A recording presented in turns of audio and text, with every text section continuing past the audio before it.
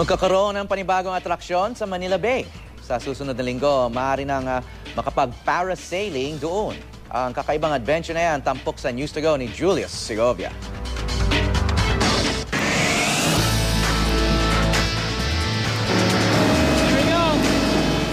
Kung noon, kailangan pang lumayo ng mga taga Metro Manila para sa makapigiling ang parasailing adventure. Simula ikalawang linggo ng Mayo, pwedeng-pwede na silang mag-alaibong lumilipad sa Manila Bay. Ang ilan, swerteng nakasubok na. Pag first time mo, kakabahan ka. Pero kapag nandun ka na sa ere, may enjoy mo na. Lalo na yung view ng Manila Bay. Nakikita ko lang ito sa Boracay. Sa Manila Bay kapag nagkaroon, ang ganda.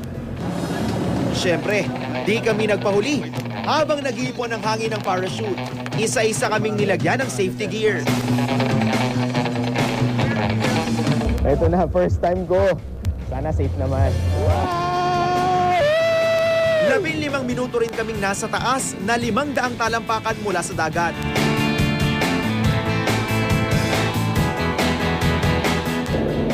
Ibang klase yung parasailing dito sa Manila Bay dahil yung makikita mo, busy train, ang daming sasakyan, pati na yung mga naglalaki ang gusali.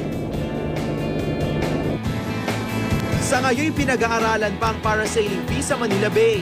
Pero posibleng umabot ito ng mahigit 1,000 piso. Paalala naman ng Coast Guard.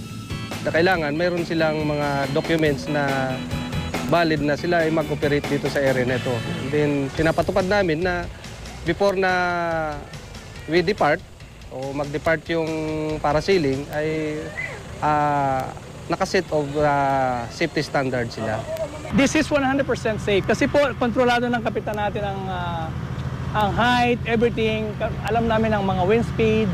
Ang requirement lang po, you must be 3 years or older. Julius Segovia, GMA News.